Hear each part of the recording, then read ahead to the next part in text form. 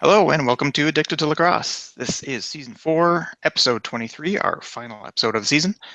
Today is Monday, June the 12th, 2017. My name is Graham Perro. With me, as always, are Melissa Daphne and Tyler Fitch. Only one game to talk about this week, but what a game it was. And, of course, it was the ending of the 2017 season, so we're all disappointed that it's over, but at the same time, it's been a long season. An amazing game. I'm going to assume that everybody listening to this watched it. So, but we'll of course go over some of the more interesting details. We'll talk a little bit about Derek Keenan and his family.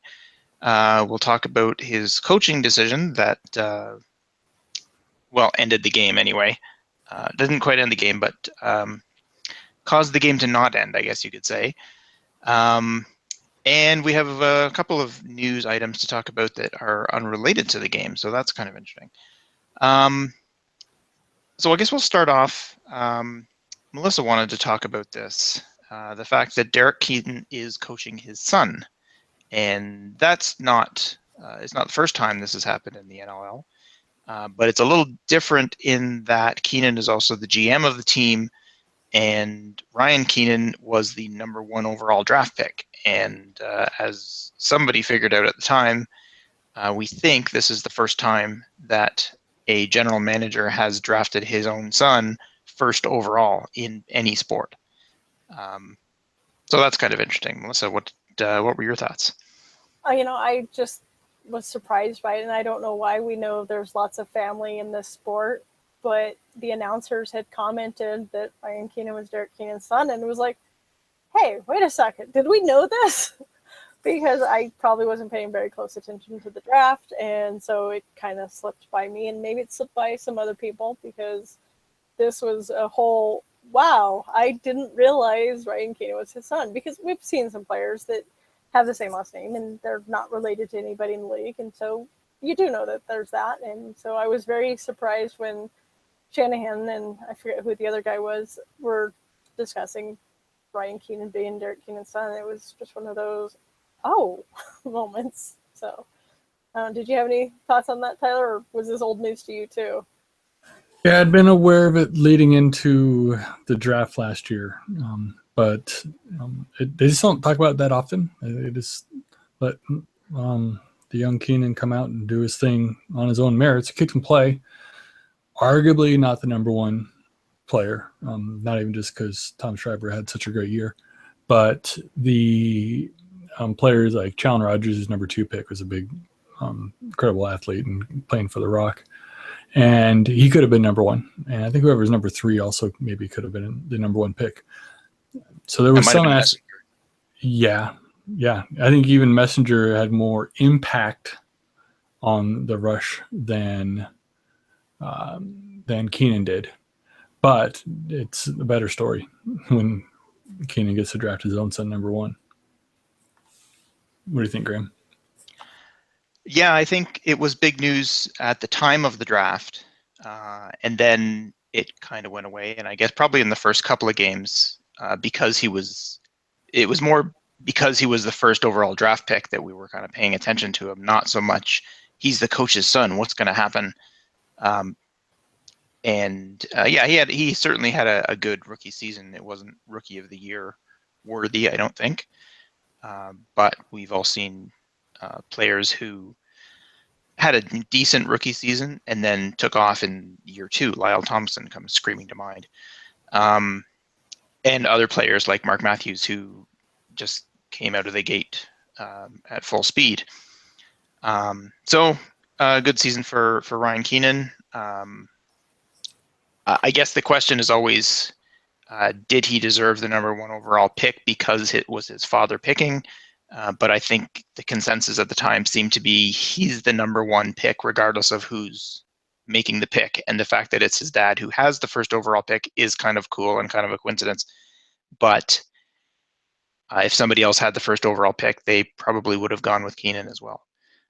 I think that was kind of the thinking at the time. Okay, let's move on to, I guess we'll get into the game itself, and then we'll come back to the interesting coaching decision made at the end of the game. But a couple of news items that we'll briefly touch on. This was just announced the other day. Jim Veltman is leaving the New England Black Wolves. He will be taking a sabbatical in Africa and Europe with his family. Interestingly enough, he did the same thing in about 1994, 95, somewhere in that area. He played 2 or 3 seasons with the Bandits to travel to Africa on some sort of missionary work. And then, so basically took a season off and then came back and won another championship with the Bandits. So I guess he's doing the same thing or something similar. So he won't be coaching the Black Wolves next year. The guy who's taking over is a guy named Clem Durazio, who I don't know has much in the way of NLL experience, but I've heard his name a lot in the MSL. He was also a Black Wolves video coach. I don't think I've heard that term before, and a scout for the Black Wolves as well. So he's been coaching in the MSL, like I said, for a while, and he actually coaches a junior A team in Toronto with Glenn Clark. So obviously familiar with Clark, and seems to know what he's doing. And I believe, and this is probably not as important as his other qualifications, I was at a Mann Cup game in Six Nations last year, and I'm pretty sure he was the guy who won the 50-50 draw. So that may have for the trip, right? Exactly. Yeah, I think the timing's interesting. I was thinking, oh, yeah, it makes perfect sense because he has been the national coach of, I think, the Czech team in the past, the World Indoor Championships. But those aren't until 2019. So I'm thinking, oh, I got my years mixed up. Like, yeah, he's going to go off and like spend a year abroad and coach his national team, but it's a year too soon. 2018, he'll be out coaching, getting the world better at lacrosse, but it's not the same year as a world title, unless there's World Fields next year, which there might be. So he's going off maybe to coach somebody's field team to send them to the World Championships. So and he does a lot of this coaching internationally, and it's great to grow the game. And I think this is one way that he's doing that. All right. Melissa, any thoughts on Mr. Veltman? Not really. It is interesting just taking the sabbatical and the fact that guys involved with MSL. It seems very, really? That's kind of unusual. It definitely makes me ponder what the Black Wolves' chances are next season, but we'll have to wait and see. There's not a whole lot of coaching staff to really choose from, although I wouldn't be surprised if we start seeing some more of the players start going into that pathway, since there aren't as many opportunities for them, and a lot of them still want to stay involved. I've been waiting because Gallant, when I interviewed him, I think it's been about 5 years ago now, he said when he retired, he was actually going to go into reffing. That was something he wanted to do, and we've definitely talked that the league would benefit from that player experience, but he's on the sidelines with TV crew instead, so we'll see if he ever makes that transition. But it is nice to see more players involved. Maybe he joined the broadcast crew on a whim, or hey, you need somebody on the sidelines, I'll fill in for you, and decided, hey, this is kind of fun, I like this. And he's obviously good at it, so that's certainly makes the broadcast better. I know his wife, I don't remember exactly what she does, but his wife is somehow involved in broadcasting because that's how they met. So, because I always love how you met stories, so I got that out of him. And his wife is a nice, pretty blonde, so she definitely is pretty in front of the camera. So I think she might be on air personality, but I could be wrong on that. So she might have had something to do with it. But I agree. He's definitely been doing well with it. It's a good fit. So it'll be interesting to see if he sticks with that or if he transitions into a different role. All right, and the next story we wanted to get to was a tweet from stealth player Travis Cornwall, and he posted what he called an open letter to the NLL and its fans regarding home field advantage. I generally refer to it as home floor advantage, but it doesn't really matter. So I've posted a link to the tweet in the chat window for those of you watching live. Those of you on the podcast, that won't help you. I would I assume we'll thought of post it on Twitter, maybe in Facebook or something. that's an excellent idea. It's pretty long, otherwise I'd just read it on the show. But I'll try and summarize it. Basically, I'll read the first little bit. So this is from Travis Cornwall. In my opinion, the NLL does itself a major disservice writing articles about home field advantage without even the slightest attempt at educating its fans on when they should be making noise. NLL fans have the ability to be a major factor each and every play of every game. Think the Seattle Seahawks and the 12th man.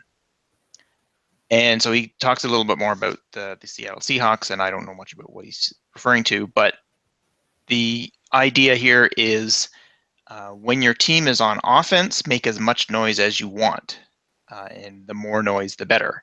When your team is on defense, shut up, because it's much more difficult. I guess it's much more necessary that the defenders hear each other and communicate.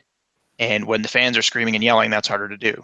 When you're on offense, you rely less on vocal communications and more on watching what other people are doing, or in a lot of cases, knowing where the other person is going to be. So you rely on actually hearing them less. So you want your fans to make as much noise as possible to mess up the other team's defense.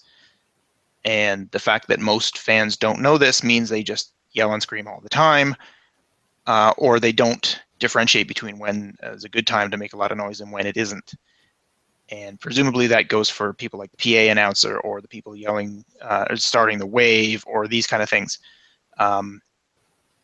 And making it so that everybody knows when to make noise and when not to make noise gives your home team a bigger home team advantage. And that certainly benefits the players if they know if the fans know when to make noise and when not to.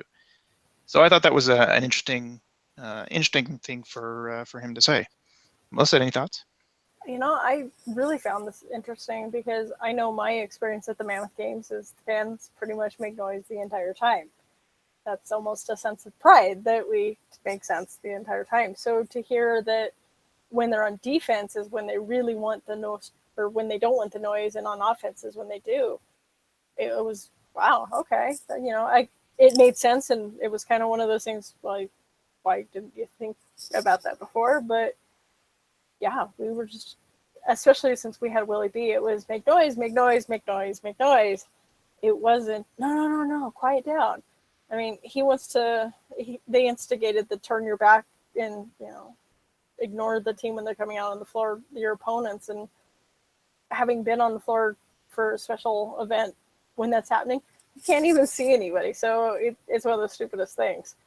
But something like this that, oh, no, quiet down, that could be huge. And so it was very enlightening. And so I actually learned something. But yeah, everybody usually just chants defense or something. So yeah, there's always noise, offense or defense. It doesn't matter. So it was an interesting perspective to hear. What about you, Tyler? This was definitely a point of education coming from the American side of sports, where basically the biggest sport we watch is football. And football, it's exactly like Travis Cornwall said, loud on defense to make the other team have false starts or not be able to call out their play, and then quiet on offense.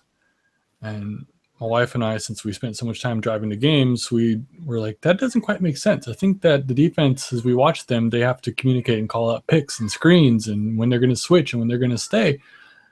And the first year the Stealth went up to Everett, we ended up having a conversation with Chris Hall. And, hey, we've got this idea. Like, is it right that you want to be quiet on offense and actually loud on defense? He's like, yeah, you absolutely do. And it's like, okay, we'll work on that. Like, since we're starting with nothing in Everett and the fans had an opportunity to learn from the beginning, it didn't really make much difference because they always just scream for great fun offensive plays and like to do stuff. So I think it's an above average piece of lacrosse IQ, but if you do it right, it makes a huge difference, just like Travis said.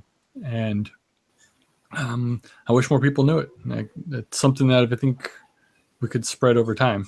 I think some arenas I've seen where they really blast the music on defense on when they're on offense, and we'll have quieter music, but still play music to be within the league rules that you got to play music. On defense, they can pull that trick off. It's quite good. I don't know if it's against the rules, but I've had that perception in some of the arenas as they get sharp about what they can do and what they can't do.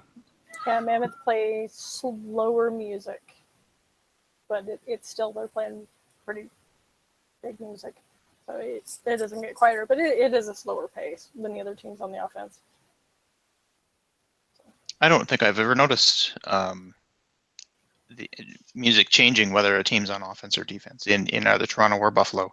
Now, it certainly could be that I just didn't pick up on the fact that it was, whether it was quieter or less upbeat music or some difference between when they're on offense versus when they're on defense, but I've certainly never noticed. I maybe noticed more because whoever does the music for the Pepsi Center, they like to do things like play the Sesame Street theme song, or you'll just have a just bump, bump, bump, bump, bump, type beat. And so it's a very distinct difference. But when you have the Sesame Street theme song playing, it's kind of hard not to tell the difference between that or Kesha or somebody. So you notice that a switch has been flipped. So maybe it's your guy just kind of plays the same stuff no matter what. Yeah, I would love to see any arena, but especially like a big arena where there's enough people and the ball changes, hands every 30 seconds, where there's a noticeable difference. Where you can just be like, oh, everybody's sitting there quietly on offense, and they go on defense, and then they go to offense, and this goes like nuts, and it's just like this loud, soft with every possession. That'd be like newsworthy. They're like, what the hell are these people doing? Like, oh, they got it figured out. Yeah, that's interesting. I wonder if we can convince one of the PA guys or something at the opening game of whatever team they're on to explain that to the fans. Just say, okay, we're going to try something new this year, guys. Whenever we're on offense, scream and yell as much as you want. When we're on defense, let's take it down a little bit and let the boys hear each other. And I wonder if that would actually make a difference. I'm sure, if nothing else, the players would be appreciative. Whether it would actually, change anything, who knows? But yeah, it'd be an interesting experiment. All right, I guess we can move on to the game itself.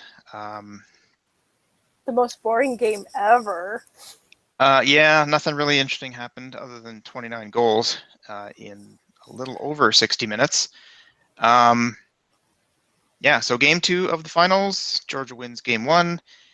It looked like Saskatchewan was going to win game 2 until the very end. And if you haven't seen the very end, what are you doing listening to this podcast? Go and watch it. Okay, now that you've gone and watched it and come back, wow. There was, I don't know how to describe that. That was just the weirdest thing ever. Part of it was annoying because the video producer switched away to a shot of, I think it was the Rush bench, just as the errant pass happened. So we were yelling at the TV so bad in my house. So yeah, so we're seeing the bench, and suddenly Andy McNamara goes, "Oh my God," kind of thing, and they switch back to the other camera, and the Swarm are coming back with the ball towards the empty net, and we're like, "What the heck happened?"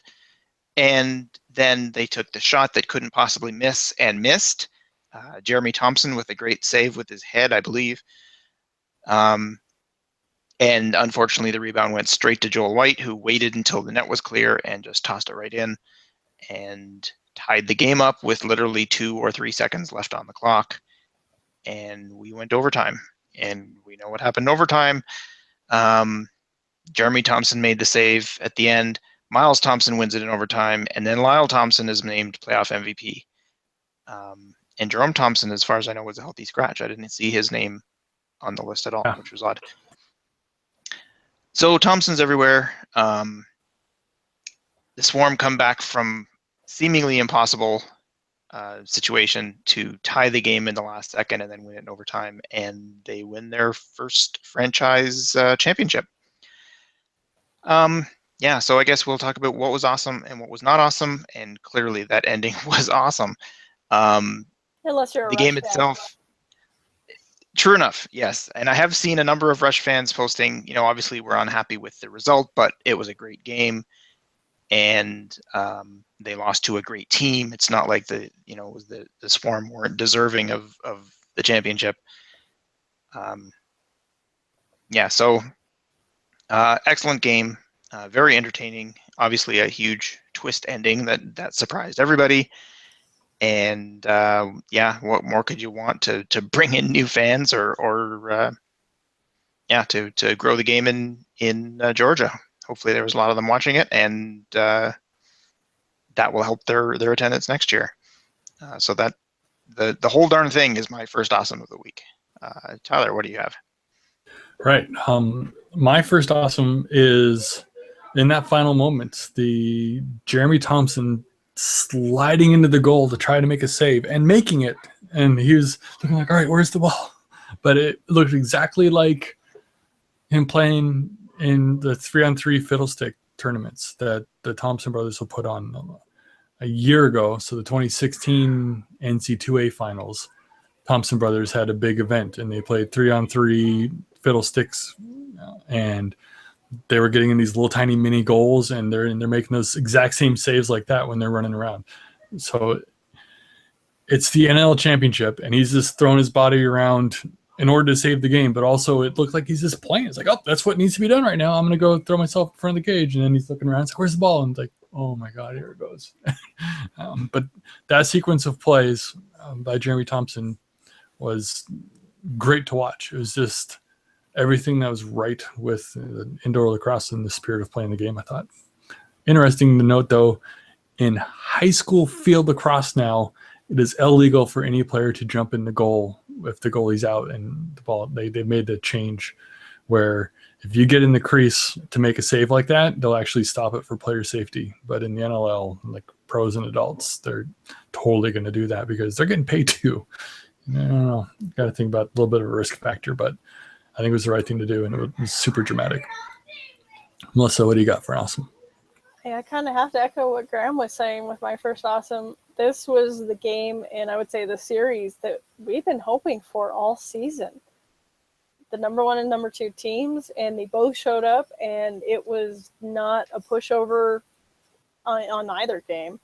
I mean, we've definitely watched championships, cups games where you're going, wow, what happened to the other team? Did they just decide to switch jerseys with somebody else, or maybe they switched with the other team in the locker rooms, and we just don't know because this is such a different team. But both these teams, they were fighting for it from the first minute of the last game into the final buzzer of this one. It was you couldn't have asked for a better series, I think, especially if you're trying to get new fans into it. Although some of the issues that we'll probably talk about in Not Awesome are going to impact that too, but it was just amazing. I was just, as I think I tweeted out and posted on Facebook a few times, oh my God, this game is driving me nuts because it was so, and of course I was half cheering both teams because I was going to be happy no matter which team won because I like them both, and I was excited for Rush to kind of continue the dynasty. I was excited for the Swarm to potentially have their first cup ever.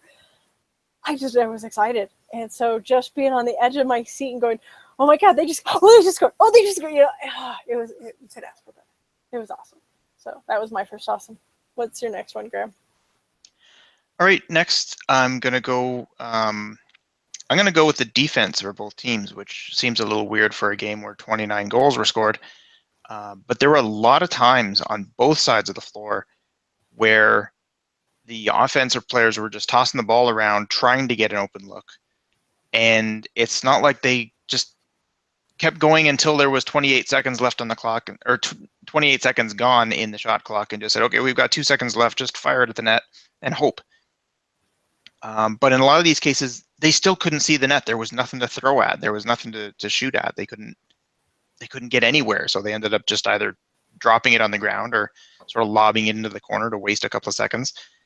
But when it gets to the point where you can't make a shot because you can't see the net, then the defense is doing their job, and there was a lot of that. I mean, obviously there was a lot of goals scored, but I noticed a number of times when the offenses were completely frustrated and had nothing to shoot at, and so that was pretty impressive.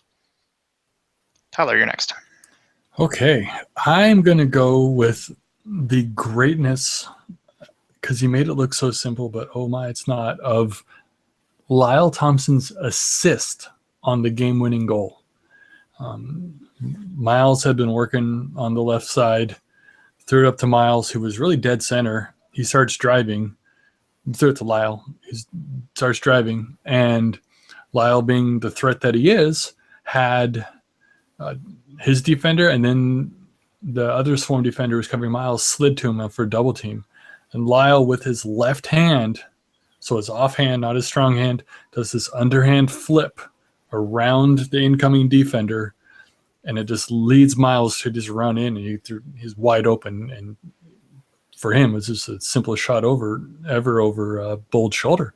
But the setup of making that pass as you're starting to receive pressure with your non-strong hand and throwing an underhand flip, leading the other player for an easy goal, was the most impressive part. And then we never got to see a replay of it, which is kind of throwing it out awesome. But like the celebration immediately ensued. The producers never showed a replay of the game-winning goal, but luckily the NLL posted it later on, because that floored me that he was able to make such a simple-looking pass that was actually hard to win a title. That was phenomenal. Good work on him. What do you got, Melissa? So kind of echoing on what you were just saying, the celebration from the Swarm, just the way they just all dogpiled was really awesome. It was very fun to watch. It very much reminded me of when the Mammoth went and won their first cup in 2006, because I'm sure it's just extra special for many of these guys that have never won. And they were talking at some point during the broadcast how many of the guys had never been to the championship cup game, and none of them had a cup. And I think they were saying there was only 4 players, I could be wrong on that had a championship in their background. So it was just that really exciting, overwhelming feeling watching them just come together and just celebrate. So felt bad for the Rush, because it looked like they were sending it to game 3, but that's the risk you take. But watching the Swarm, it made me very happy. So that's my next awesome. What about you, Graham? I guess along sort of similar lines to that, once the celebration had ended, at least temporarily, and the teams got together for the handshake after the game, I was looking forward to watching Jeremy Thompson get to his brothers in the line. And clearly the cameraman was as well, because he was just kind of panning along or sort of holding still on sort of the middle of the line until he got to Jeremy Thompson. And then he just followed Jeremy all the way along until he got to Miles and Lyle. And just watching him hug his brothers, knowing the heartbreak that he must feel because he just lost the championship, but knowing how happy he was for his brothers because they just won the championship, that was awesome. And I tweeted that how can you watch him give his brothers these kind of hugs and obviously is just thrilled to death for them and not smile. And so just seeing that interaction between the brothers was definitely awesome. There's a great picture. I can't remember off the top of my head which account tweeted, but one of the official accounts, maybe it was the Swarm, maybe it was NLL, but one of the big accounts tweeted a picture of that moment with him hugging one of the brothers, and it was just, like you said, it was a very powerful picture. So it was pretty cool. I definitely second that. So better step in. Yeah. All right, Tyler, you're next. Yes, I'm going to go with the American Pride here. It's not a big number, but 4 players of American heritage and roots now won an NL title yesterday. Usually it's 1 or 0. There's not a lot of players in the league.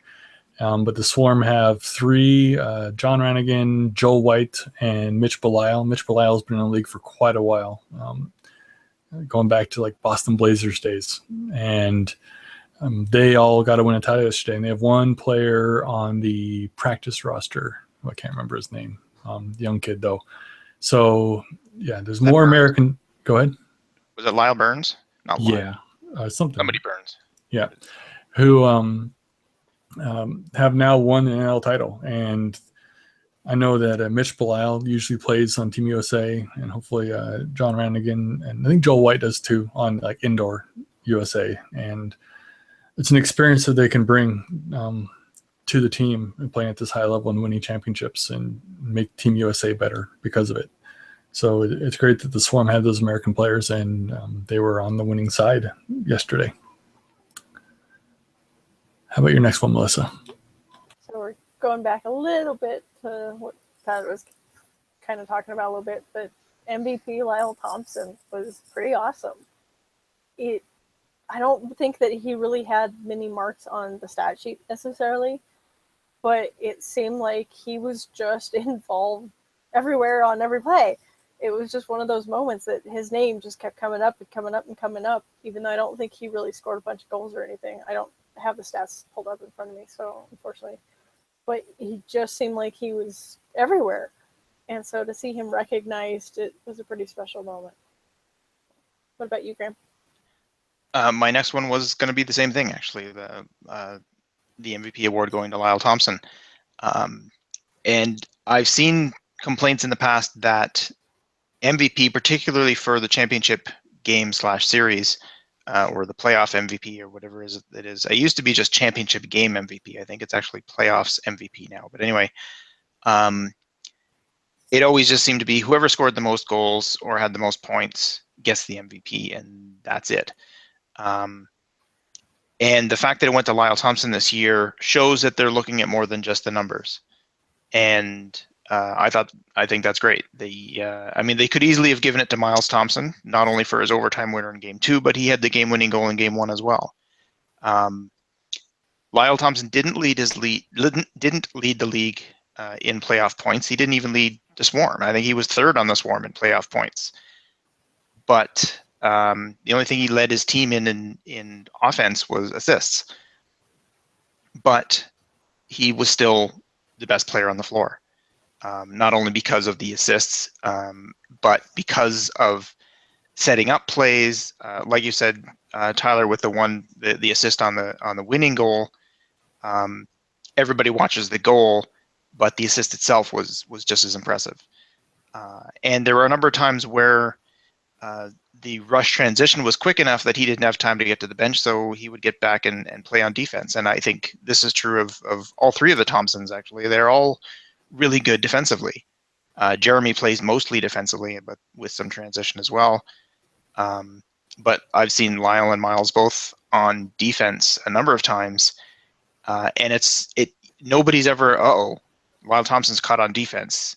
This is a bad thing. Well, it's not a bad thing. He's as good a defender as anybody.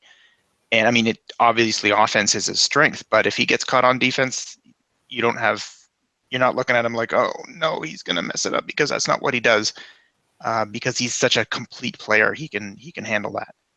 And being able to speak from experience, when you have a player who really should never be on defense and they stay on the floor anyway, it is exactly like that. That, oh my God, just go, get off the floor. What are you doing? Oh God, they're going to score. So yeah, having a player that can remotely play both sides is, wow, it's amazing. So sorry to interrupt. Yeah, I saw the same thing with Josh Sanderson. And as great an offensive player as he is, he was never a defensive star. And he wasn't the tallest guy around. He was actually one of the shortest guys in NLL history. I think he was like 5'7". But Phil Sanderson isn't a heck of a lot bigger than that, and he was a defensive star. But that's just not what Josh did. And honestly, I think he actually got better at that, because I remember in the last year or two that Josh played, he was actually not bad when he got caught on defense. But you'd still rather have your defensive guys out there. But now and again, you get a player like Miles Thompson or Lyle Thompson. There are a few other examples of that as well, where if they get caught on defense, you're like, all right, he can stay out there because he knows what he's doing. Yeah, so the fact that they gave Lyle the MVP, even though he wasn't tops in goal scoring or tops in points, shows obviously they're watching the game, and they're making the right choices in my opinion. Tyler, got any more? Yeah, I can get another one here. I guess the awesome is for the NLL as a whole. And 2 years ago, they had two teams had to move. They chose to move. I don't know if they had to move. They chose to move. And it was Edmonton to Saskatchewan, Georgia coming from Minnesota. And now they have both won a title. I'm really, really anticipating next January when we can see what actually happens in Georgia. Like, hey, we've got the team that won the title. That was 7 months ago. I mean, that's a season ends. That's what you got to do. But can they capitalize on this in any way? Did they grab some of those fans and get them to come back next year? We just don't know. We have to wait. Kind of hurry up and wait, which is always the worst. But Edmonton did the same thing. They started slow. Towards the end of their first season, they already had big numbers. But this year, they absolutely carried them on, having won a title. So that's good hope for the future in Gwinnett, Georgia, and what the Swarm can do to capitalize on their success. I hope it works out for them. Also, since the last two teams that won the title have been moved, I'm wondering when Toronto's moving and where, because it'll be important for them to win another title soon. And it seems to be the way. So sorry about that, Graham. If they move to Hamilton, I'm totally okay with that because it's like a 10-minute drive. Anywhere else is going to be inconvenient. All right. Yeah, that's all I got. Anything more for you, Melissa? Yeah, I just had kind of little snippet comments, how the Rush were on fire in the fourth quarter, because it really did look like the Swarm were probably going to take it. The first 3 minutes of the game, they were already up 3-0. So they started out really strong, and they were playing pretty strong. And even though there was a lot of back and forth, you can't really say that one team super dominated. The Swarm seemed like they were just playing just that little bit better, like they were going to take it. And then it seemed like the Rush just hit that gas pedal in the fourth quarter, and it was a whole other game. And so they really changed the game in the fourth, and it looked like they were going to win. So I definitely had to be like, yay, that was really awesome, because anytime you see a team that comes back, it's always mixed feelings, usually when it's your team involved. But it was just one of those things that there was no quit in them, and so it was fun to see them just really hitting the Swarm harder. And so it was such, as we've already said, it was such an exciting game. This was one of those games you were really on the edge of your seat because you just didn't know who was going to win. I mean, you had a Rush where the Rush, I think, were on a 4-goal streak, and it was just boom, boom, boom, boom goals, not minute apart. They were right, just one right after the other, just kind of machine gunning them in. It was okay. This is a different game, so it was awesome to watch that. What about you, Graham? I'm all out of awesomes. If you guys have some more awesomes, you can go ahead. Otherwise, we'll move on to the not awesomes. I have one awesome that would probably be a good kickoff into our not awesomes. Let's do that then. It was basically how we've already talked about, the 10 seconds left on the clock, and you get the player in blocking the goal, and Swarm got the rebound and scored. So that was pretty awesome because that was such an exciting play. So having Thompson in there, I mean, I didn't know it was Thompson when I was writing my notes, but that was exciting. And so the not awesome part of that, I think we're going to discuss, because that was a very controversial decision from Keenan, and there's a lot of people very, very, very upset at him right now, and it may have been a game changer. So you want to kick us off then, Graham? All right. My first not awesome of the game was the fact that the Twitter feed was messed up, and this is backwards from the rest of the season. So far, we've had games where NLL TV is kind of messed up. I've had reasonably good luck with NLL TV this year. There's been some glitches here and there. Other people have had less luck. But as far as I can tell, the Twitter feeds have always been solid, have always been maybe not flawless, but very close. And just really good all year. And then they get to game 2 of the finals, and I couldn't get the Twitter feed to run at all. I know a lot of other people were having the same problems. Some were getting feeds, but they were choppy. I think there was some issue where the feed was just not available at all in Canada. And props to the NLL for just saying, you know what, NLL TV will be free for this game for all Canadians. So you have to sign up, but you don't have to pay anything, and then you get the game. So I don't know. I know there was a couple people who were saying, okay, well, I signed up for this and paid for this game 10 minutes ago, and now you're saying it's free. So am I going to get my money back? I don't know if they did that. I'd be surprised if they didn't, honestly. But yeah, so props to the NLL for going that route when the Twitter feed wasn't working. But the fact that it wasn't working was odd, considering the rest of the season has been really good. Tyler, what's up with you? I'll just pile on the feed and say the lack of replays, like the game-winning goal, like they showed the celebration, which is great, but man, that play won them a title, and they didn't show any part of it ever again. I was like, oh my goodness, like that was the play of the year, arguably. It was just a great-looking play. It won a title. It was showed great indoor lacrosse skill, and no replays of it live when it happened. Then you've already touched on the final 10-second play. Camera doesn't even show a simple pass. Like all I had to do is show the pass, and I don't know what they showed. The camera just like zooming in and going sideways all of a sudden. It was crazy. So we had no idea that the ball was loose and had gotten away from Corbeil. And it was unfortunate that at that time, like they missed that play because it was so huge. I don't know if they were all amped up going, wow, like, because you listen to Shanahan and Andy McNamara talking, like they were really hyping up, like there's no goalies, this is going to be amazing, let's see what happens for 10 seconds. And then the camera or the producer or both choked along with Corbeil. It was an unfortunate sequence for the feed to behave in that way.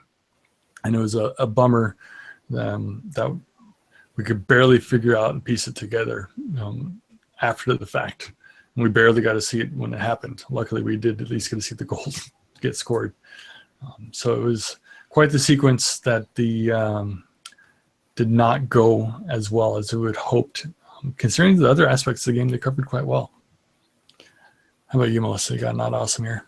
So yeah, I'm going to kind of dogpile on this a little bit too. And I'm just going to combine a few of the not awesome since Tyler's already hit on a couple of them too. This was my first experience watching the Twitter feed. And as the first time, I was very, very unimpressed. And if I was a new fan, I probably would have given up on it because it was definitely choppy. And I kept having to refresh it because it would just lock up. And we double checked. It wasn't my internet connection. It was the Twitter feed. And so half the time I was looking at a blue screen with the little Twitter bird. And it was really annoying. Most annoying was, okay, the rusher going into that machine gun goal scoring that I just talked about with they were up 4 goals. And then it just dropped. So I'm like, we have no idea what's going on. And then it kept dropping during the fourth quarter. So, of course, the game is the most exciting in the fourth quarter, and it was dropping the most in the fourth quarter. And then, as we were talking about, there's under a minute left. And the feed drops again. And we're trying and hoping to get it back, but we were starting to wonder if we were not going to get the game back. And then, luckily, we got it. And then, as has already been said, they're talking about how exciting this is going to be. And you're getting the bench, and you're going, what the hell are you doing? Go to the field, you jerks. Come on. So, yeah, there was lots of yelling at the TV in my house, and a good portion of it was silly things like the cameraman seeming to show inexperience or the director or producer deciding to switch cameras at the wrong time, lack of replays, Twitter feed dropping at really, really, really crucial points. It was just not my favorite experience, but it was definitely still a good game. So I keep being on watching the NLL feed and hoping that maybe some of those drops were remedied. But it was an exciting game, but to have your feed drop, and especially when you're counting down on the clock, wondering, is this going into overtime or did the rush just send it to game 3, and thinking you're not going to see the finish live was very, very frustrating. So what about you, Graham? All right. Yeah, more problems with the camera work. This one was specifically not so much of the producing or the feed itself, but the cameraman himself. Um, I was getting dizzy. It seemed, I don't know if it got better during the rest of the game, but in the first quarter it was terrible. I don't know if it got better or if I just got used to it, but it seemed like he wanted to make sure the ball was in the center of the screen at all times, which means if you're showing the far end of the floor and somebody's taking a shot and you can see the shooter and you can see the net, you don't need to move the camera. The ball doesn't have to be in the center all the time. And the cameraman was just moving around so that if there was a pass between two people and then a pass back and then a pass forward again, the camera's going back and forth like this, following the ball. Well, if you can see both people in the field of view, you don't need to move the camera. And it was just moving all over the place. And like I said, I almost started getting dizzy at some points and had to look away. And I don't know if it got better or if I got more used to it, but it was just this. Yeah, it seemed like an inexperienced sort of thing. And you would hope in the finals you would have your best camera people and your best video producers and your best everything doing the finals, but that didn't seem to be the case.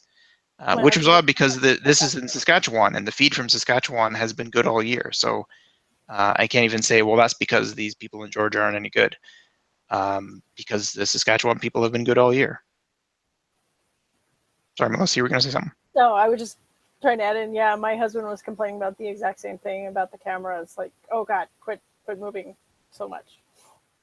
So yeah, it did feel like an inexperienced camera crew. That there was times where what you actually wanted to see wasn't what was on camera because they were focused elsewhere on the wrong players and things like that. So it did seem like people who just weren't quite as familiar with the game. So it wasn't just you. And of course, like you said, the last 10 seconds when we're seeing the bench and one of the most critical plays of the season is happening and we can't watch it. Now, the Georgia Swarm have tweeted something earlier this evening, and I think the tweet just said, here's the play or here's the tying goal or something like that. And it was the play where it was actually the pass to Corbeil that he dropped or that he missed, but taken from a different camera angle. So I don't know if this is some fan in the front row with his camera phone or if there actually was another camera. It's sort of from lower down, but you can actually see the whole play happen. So that's the first time I've actually seen it.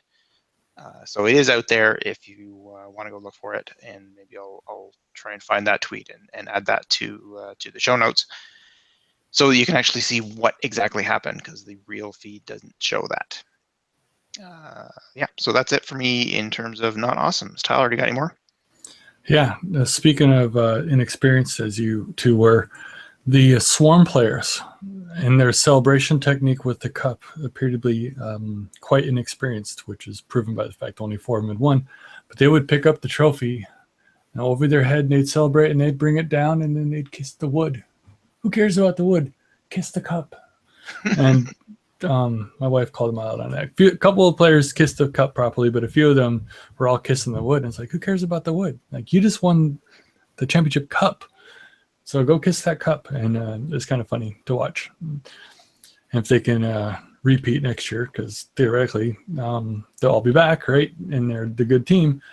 Let's see if they get better at it and learn from their first time around. You got another one, Melissa?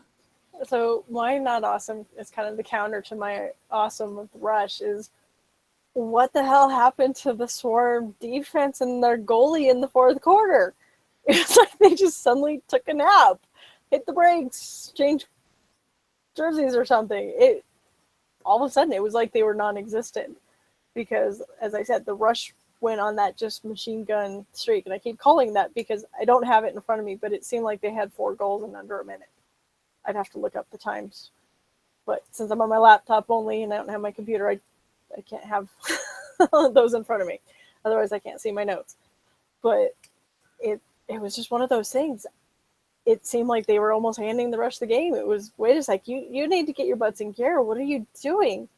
And I don't know if they were just fatigued at that point or the adrenaline was wearing off or what, but they just suddenly seemed like they disappeared. And it was one of those things like, no, we're what's going on? And especially Poulin was letting in so many shots. So yeah, that was my kind of not awesome, which was kind of my awesome because they just suddenly seemed to disappear. You said you didn't have anything else, Graham? I'm done. Tyler, anymore? Yeah, I've got one more not awesome. Something I was kind of hoping to happen during the finals, even though it wouldn't present the lead time the league wanted, but they did not announce any expansion for next season. So hopefully the year after that, things will come around. But it would have been really nice to have that announcement of, hey, things are going great, and here's another team to get excited about, maybe another team in Portland. And it would be a nice summer of anticipation. Instead, we get to spend the summer wondering who even are nominated for the NLL Player Awards. Well, I guess throw that in because I didn't even think about it till right now. Like that's what happens in the summer for the NLL. Let's go watch the guys play, but in the MSL and WLA. But the no announcement of league awards, no expansion announcement. We're assuming the whole league's coming back next year, though. They spent a lot of money on a new logo, so I hope that works out for them. It was nice that the commissioner did at least talk in that the interview that they showed that they are looking at expansion, and these are the things that they're considering, and the teams, the ownership groups that they have interested in have this already in place. So I think this commissioner is definitely being much more strategic. I mean, Jim Jennings definitely had a lot of enthusiasm, but I think some owners definitely got oversold on what they were getting, and they struggled. And so when they didn't produce like some of the bigger teams, like I use the Mammoth because I know they were definitely a good, solid expansion example. But when you didn't have those kind of results, it seemed like a lot of the teams folded much quicker because, well, nope, I'm not making return on this, on my investment. We're done. We're cutting it very quick. And so I think if they're selling it better and they're really going in with strong ownership groups that already have a fan base that would translate to it, I think that's going to be better than, oh, you have a football team. Oh yeah, sure, you can do this too. Oh no, that doesn't really cross sell. But oh, you got a minor league hockey team. Oh yeah, that might be good. If they can't get some of the major league teams. So it sounds like he's being much more strategic and taking it a lot slower. So I do expect that we'll see some expansion teams over the next few years. Hopefully not as quick as with Jennings, because just like when you look at the Arena Football League, that expansion, contraction, expansion, contraction, expansion, contraction really doesn't look good. And it's hard to look at it very seriously, even as a fan. So I really don't want him to go that route again. So, do you have any other thoughts, Graham? No, that was it for me, other than I guess we can get back to the decision to pull Aaron Bold with, I guess there was 10 or 11 seconds left in the fourth quarter and a 1-goal lead. It looked to the uninitiated, and I'm going to include myself in that because I didn't know the reason for why he did this. Clearly, the Swarm had pulled Mike Poulin because they need a goal desperately. Otherwise, they lose the game. So they've pulled their goalie. They have 6 guys on the floor, and logically, you're up by 1. Why would you need to pull your goalie? But that's what he did. Obviously, there was a missed pass, and the Swarm got control of the ball. And with an empty net, Jeremy Thompson notwithstanding, they managed to score. And Keenan looks like an idiot. Of course, we know Keenan's not an idiot. And like you said, Shanahan said a number of times that it was the right decision. Keenan said later, it didn't work, but I've done that before. I'd do it again. If you ask Ed Como, he'd do it again. Lyle Thompson came out later and said, it was the right decision. It didn't work for them, but it doesn't mean it was a bad idea. So Tyler, you're a lacrosse coach. Can you explain what the decision was? Or, I mean, I've read in a number of places what was going on, but you may have some insight. Yeah, there's no direct correlation to this type of play in field lacrosse, unfortunately. But yeah, I've been watching the league for a number of years. Like you all, I remember Keenan did it, I think, in the very first home Lumberjacks games in 06, which I guess they ended up winning 12-11. But I remember because it doesn't happen very often when it happens. But you start really get down to like micromanaging as a fan here and think, well, with like 15, 20, 25, 30 seconds left, like you might do that. I don't know, like maybe over 20 seconds, you might say, I got to leave the goalie in because there's enough time there for them. Something could happen. But with 10 seconds and under, player just takes the ball. He's got 8 seconds to clear, so he can't just run backwards the whole time, but run backwards. He's getting double teamed because the Swarm had an extra player out. Just run backwards for a few seconds and then throw a pass the length of the field. And not even with anticipation of catching it, just throwing it down there with your players who are going to knock it down yourselves and have the ball on the ground so nobody picks it up cleanly, and 10 seconds will elapse. I think with 10 seconds left, it's very tricky. And run backwards towards your own goal, lob a pass, knock the pass down. Don't even try and catch it yourself. Just knock it down so they don't catch it and battle. And if they do get the ball back, they're going to pick the ball up at the other end of the field with less than 5 seconds, maybe 2 seconds left. Like, you're in a lot better situation. I would not have done what he did. But then I'm not going to say you're firing Keenan because of that. I think I tweeted that, like, oh my God, the loss is probably on him, but I'm not saying you fire him. The number one reason for that is plain and simple. There's nobody better. Like, he is the best coach in the league. Ed Camo is very, very close, but I think Keenan's better. And you can't fire Keenan. It's like, well, who are you going to get? You're going to be kicking yourself because Keenan's going to get hired 2 seconds later by somebody else and take them to win titles and build their team out. I can imagine half the teams in the league would fire the coach they had now if they could get Derek Keenan to replace him. Yeah, I think everybody but the Swarm, maybe the Mammoth. I think their coaching staff, even though they're not producing, they're good. They'd consider it. Yeah, they would totally consider it. I like our three-headed coaching monster, but Yeah. I think if Keenan suddenly became available, we'd suddenly have an opening. I think, as Graham said, I think most teams would be like, oh, yeah. I can't think of anybody except for the Swarm who would keep their coach over Keenan. So, yeah, you're not firing Keenan. I can't say he made the right call. I think it's screwy. There's other ways you could have played out that 10 seconds, but he went with what he knew, and it didn't work out this time. It was just the absolute wrong time for it to be the time that it didn't work. What are your thoughts here, Melissa? I think I'm going to be echoing a lot of what you're saying. I have seen this before, and I've also seen it backfire a few times. So when he pulled the goalie, it was like, oh my God. I think there's some teams, yeah, that's a pretty safe bet. But you have two teams where when one would score, the other was almost immediately scoring. We've seen goalies score across the field. I'm sure some of the offensive players practice those last second shots, those just Hail Mary passes type things. They're practicing. So with a 1-goal game, when you have the lead with 10 seconds, it only takes about 2 seconds for a guy to score. So that's still more than enough time. I think it was a bad decision since they were the leading team. It totally made sense for the Swarm. I mean, it doesn't matter if you lose by 1 goal or 2. Having an empty netter scored on you, it's pretty much the same. You've lost. But for Keenan to pull him, no. I don't think that it made sense in this situation. They were going up against a team who was very lethal and could very well have taken advantage, and they did.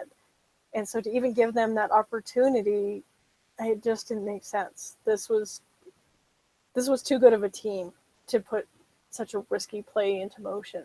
And so, yeah, I can see why you might be worried about the double teaming, but even if he drops the ball or the other team gets it, they still need to run down the field. So there's still that opportunity, so that you're still wasting at least, 4 to 6 seconds at least.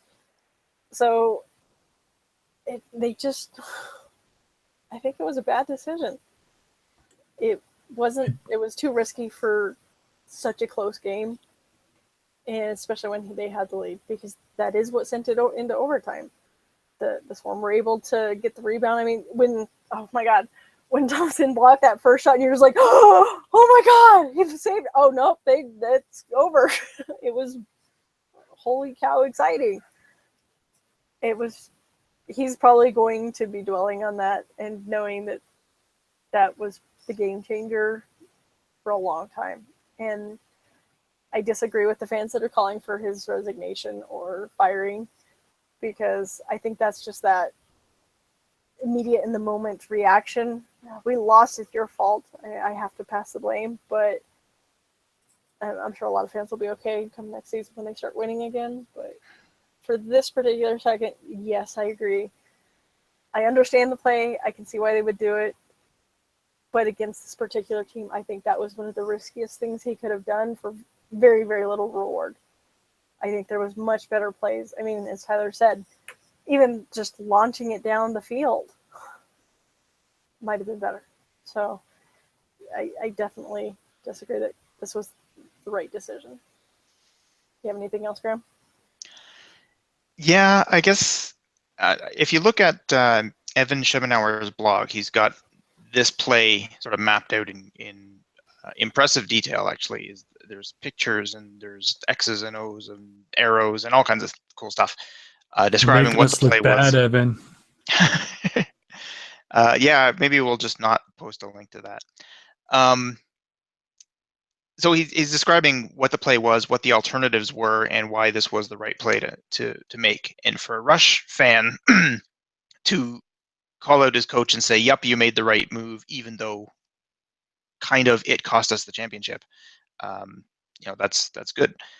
At the same time, and like you guys said, I understand why they did it. I understand what the motive was, but something that you said, Tyler, sort of rang true with me, and that was the timing of it. And if there were 15 or 20 seconds left on the clock, then this would have made a ton of sense. In that you've got 6 players on your side, they've got 6 players on their side. Nobody's double teamed, so you kill whatever advantage they have by pulling their goalie. With obviously the risk that you don't have a goalie either, but you've already got possession. But with only 10 seconds left, like you said, take a couple of steps back and launch it down the floor. And if you fire it down the floor as hard as you can, it's going to get down there quickly and they can grab it and bring it back. But if you sort of lob it really slowly, it might take 4 or 5 seconds just to get there. And the best they can do is pick it up and fire it back as fast as possible, giving them 3 seconds tops to score. And that's probably enough. Maybe that's the reason that Keenan decided not to go that route. Because if they get it back into the offensive zone with 3 seconds left, these guys can do it.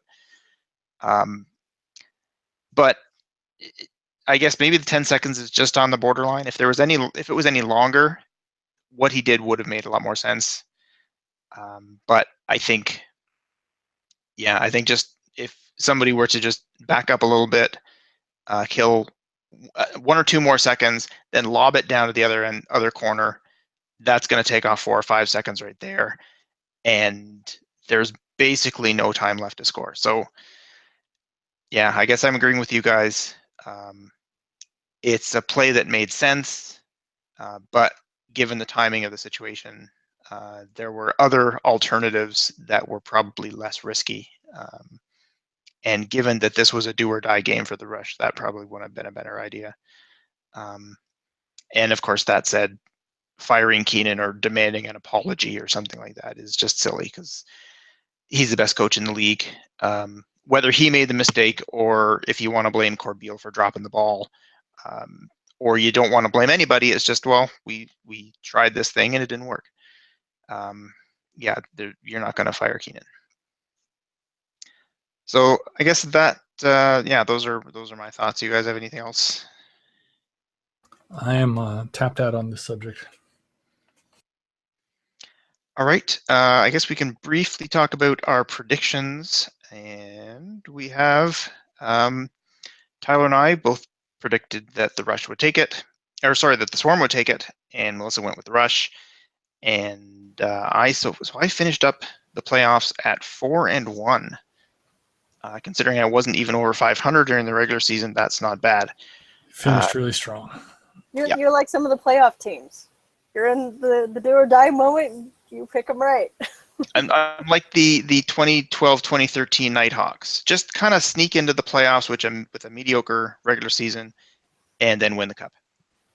So, you guys both finished at 2-3, and so I'm sure if we do the math and add up our regular season as well as the playoffs, Tyler is probably still the champion. But I'm going to take that because I'm 4-1. So there.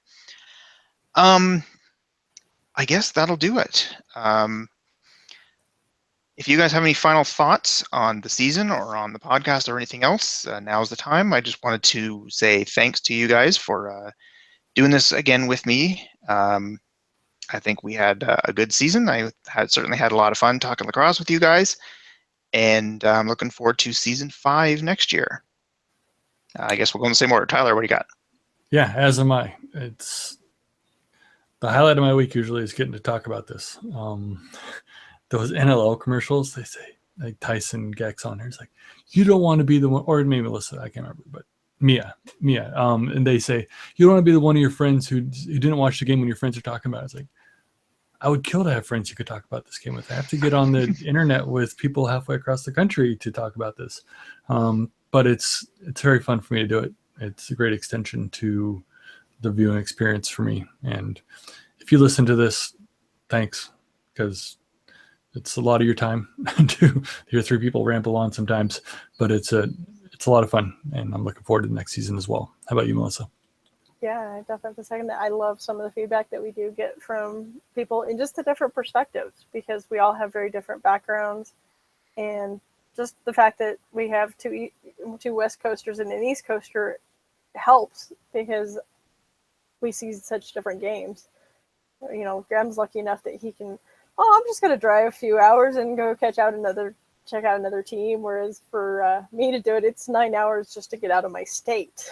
So I'm very jealous of that possibility, because you're in several different states by that point. So it is a lot of fun to just talk the games, especially since most of my friends, we can sit and chit chat about the games, but it's going to be very Mammoth focused. And so getting to discuss the league as a whole, and since you follow different aspects than I do, I don't know most of the people coming into the draft. That's my fault, and I willingly stay ignorant of that because I just got too much going on, and that's just one more thing I just can't do. So it's nice having somebody who can fill me in on those things. Yeah. All right, so thanks to you guys. Thanks to our listeners. As Melissa said, it's great to get feedback, whether it's through YouTube or through tweets or through email. It's great to get some feedback and questions and stuff from listeners. So thanks for listening. So head on over to iTunes and don't forget to subscribe for next year and leave us a review, which would be very helpful. And otherwise, that will do it. This has been another episode and another season of Addicted to Lacrosse. For Tyler and Melissa, I'm Graham. Thanks for listening. Have a great summer, and we will see you next season.